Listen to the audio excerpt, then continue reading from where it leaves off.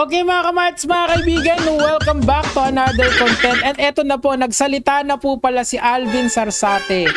Siya po yung kabingguhan, talakayan ni dating human rights lawyer na si Harry Roque, kung saan po nag-away po sila dahil sa Humba. Ngayon, ikukwento ko po sa inyo pala yung punot dulo nito, okay? Ngayon, deleted na po kasi yung live ni Mr. Alvin Sarsate. Pero napanood ko naman siya. Ito siya. Ito yung kanyang live stream. So, papakinggan lang natin ng konti tapos isa-summarize ko na sa inyo kung ano yung nangyari para naman updated kayo sa The Hague happening. So, let's go. Konti lang. Gumanyan ako, but then I realized whether it was positive or negative, the fact remains that it was a meaningful celebration of a birthday of an individual named Alvin Dave Sarsate. Okay, so ganito pala yon. Okay. So, kasi si Maharlika at saka si Roque, sanggang dikit sila. Kumbaga, 'di ba sinabi ko sa inyo, may DDS factions yung mga yan, 'di ba? DDS factions, okay? So, eto yung grupo ni Roque, grupo ni Sara Duterte, grupo ni grupo ni Hanilet. Okay? So, etong mga to, yung grupo ni Roque, medyo nasa outcast na sila. Okay? Bakit ko nasabi 'yon? Kasi galit yung grupo ni Sara Duterte na sila Joey, sila sila Banatbay, ayaw na rin kay Harry Roque. Tapos dito naman sa kabila, sila Hanilet, hindi na rin gusto si Harry Roque. Okay? So, etong dalawang to, against na sila dito. Tapos, si Maharlika kasi para siyang loose cannon. Kumbaga, totoo lang, bago President Duterte, bago Sara Duterte, Maharlika muna. Kung saan siya mas makikinabang sa aking opinion, ha? Ano ko lang naman yan, observation ko dyan dito. Ngayon, yan yung bigger narrative ng DDS Civil War. So, saan papasok itong si Alvin Sarsate? Okay? Siya po kasi ayaw niya kay Maharlika. Para lang talaga siya kay Pangulong Duterte, which I actually, in a way, naiintindihan ko yung position niya. Kumbaga, mas nire-respeto ko yung posisyon ni Alvin kaysa sa posisyon ni Maharlika. Okay? Kasi si Roque kasi, close siya kay Maharlika kasi sila na lang dalawa yung sanggang dikit dito eh. Kasi nga, medyo tinataboy na si Harry Roque ng mga Duterte. So, nung panahon na yun pala, okay, nagkaroon ng maliit na salo-salo ang mga Duterte supporters sa The Hague, okay? Kasi nga, birthday ni Alvin, okay? Happy birthday!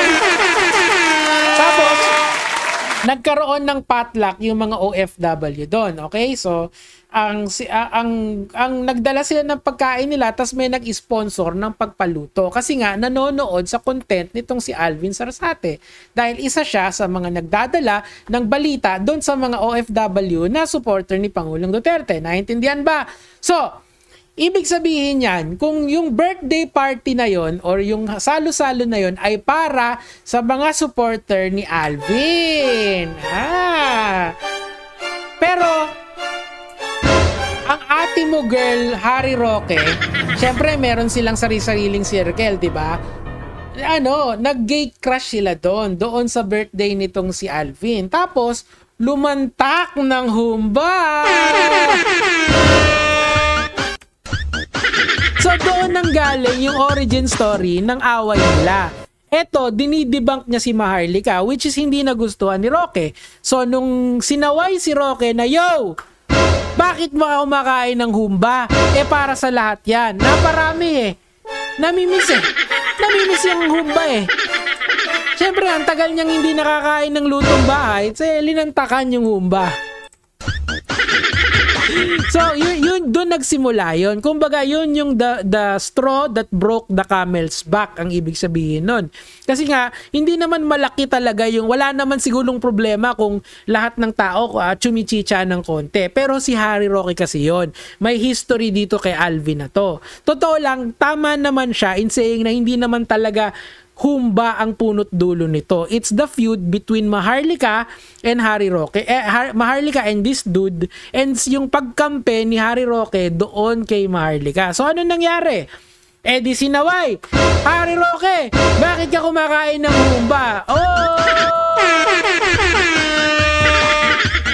Tapos kinumpronta na to ni Roque, dun tumaas yung high blood, 'di ba? Na high blood si Harry Roque. Bakit mo ako sinasaway ng humba? Tapos linabas na rin niya doon na bakit mo tinitira ako sa internet, 'di ba? Pwede lang akong tirahin ni Mr. Joke only. Kamusta na kaya si Mr. Supranational? 'Di ba? Nasaan na kaya si Mr. Supranational? Yeah! Namimiss na kaya ni Harry Roque yun?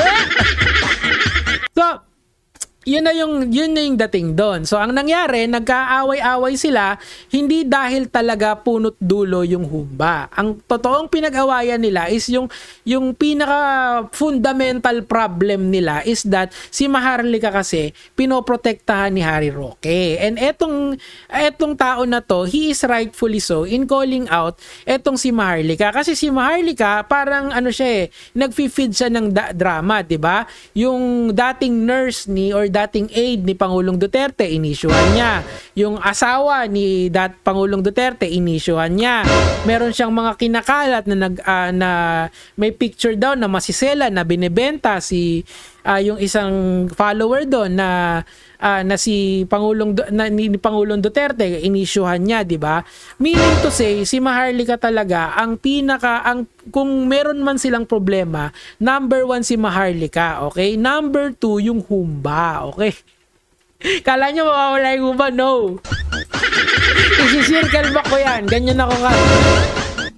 So, ano ang moral nito, mga lods, ha? Ito, magiging ulit ako. Kakausapin ko ulit kayong mga DDS. Alam kong kayo sa akin. Hindi nyo ako gusto. 'Di ba? Pero ako, naniniwala ako sa fairness and equality. Kumbaga, mag-usap-usap tayo mga kaibigan kong DDS diyan. Ngayon, ito ang tinatawag na fair commentary. Ni-research bakit ba malungkot?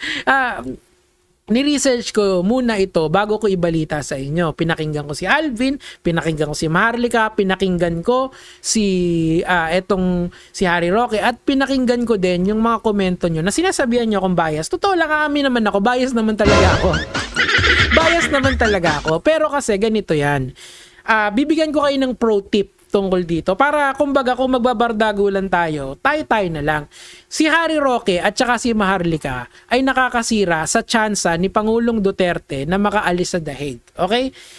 Meaning to say, ngayon kasi puspusan na nga ngayon Kumbaga dikdikan na ngayon kasi dahil una wala na yung original prosecutor ni Pangulong Duterte. Ito, bagong prosecutor naman. Ito, ang balita ko, mahigpit to. Ibig sabihin, titignan niya lahat ng sides ng mga DDS, yung mga ginagawa nyo sa internet at yung ginagawa nyo dyan sa tapat ng dahig. Kung nakikita niya na kita nyo sa inyo lang nag-aaway-aaway na kayo, paano pa namin i-release to? So kung ako sa inyo, kayong mga DDS kayo na nakikinig sa akin, kung meron kayong i-debunk dito, si Maharlika yan at saka si Harry Roque, hindi nyo sila kailangan. Okay?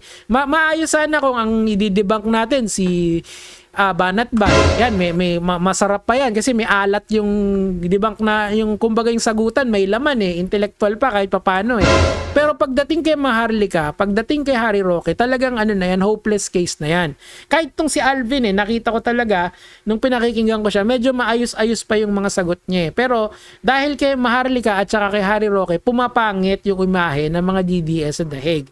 Kayong mga OFW, naiintindihan ko naman, mahal niyo yung matanda, naiintindihan ko yan kasi kita nyo, at one point, sumuporta din naman ako. Ayan, hindi naman ako magdo-Duterte bowler kung hindi ako sumuporta. Kaso, syempre, nagbabago ang ihip ng hangin. So, ako, siguro, marerespeto ko kayo na dahil dun sa matanda, pero yung mga supporter, sipain nyo na paalis ng dahig. Yun lang naman po yung sa akin for today, Roque. Umuwi ka na, gege mga